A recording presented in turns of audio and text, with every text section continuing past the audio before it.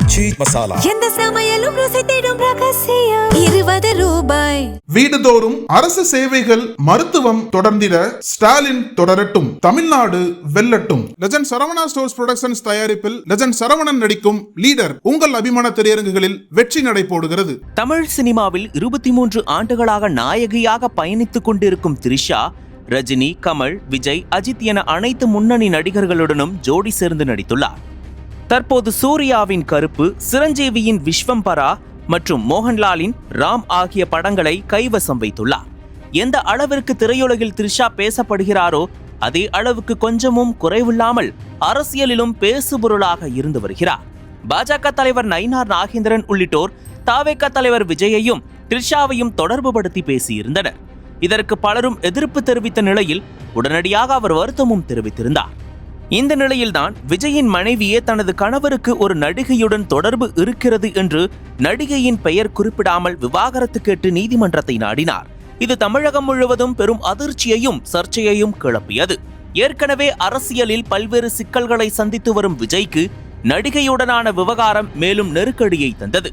இந்த சூழலில் நடிகை த்ரிஷா விஜயுடன் திருமண விழாவில் ஒரே காஸ்டியூமில் தோன்றி பலரையும் அதிர்ச்சியில் ஆழ்த்தினார்.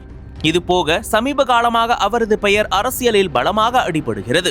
அதாவது அவர் விரைவில் அரசியலில் ஈடுபட உள்ளதாகவும் சினிமாவுக்கு முழுக்கு போட உள்ளதாகவும் தகவல் வெளியானது.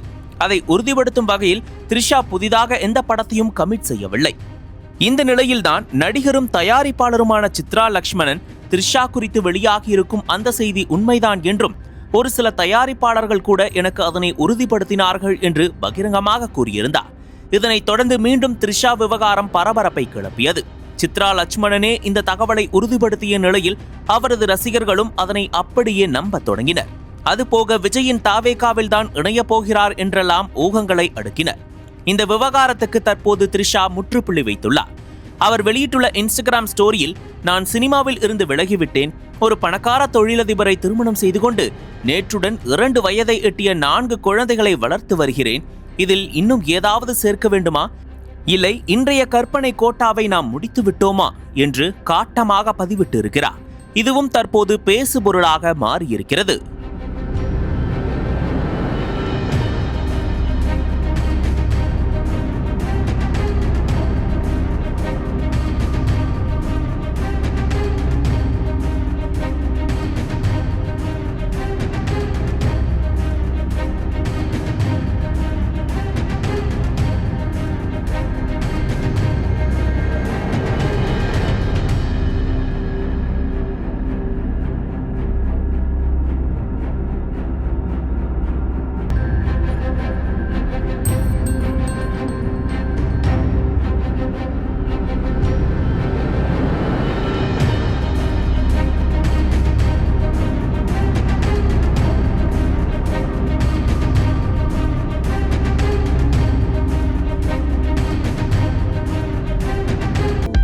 அனல் பறக்கும் செய்திகளை அப்டேட் செய்து கொள்ள நக்கீரன் களத்தை இப்பவே சப்ஸ்கிரைப் பண்ணுங்க.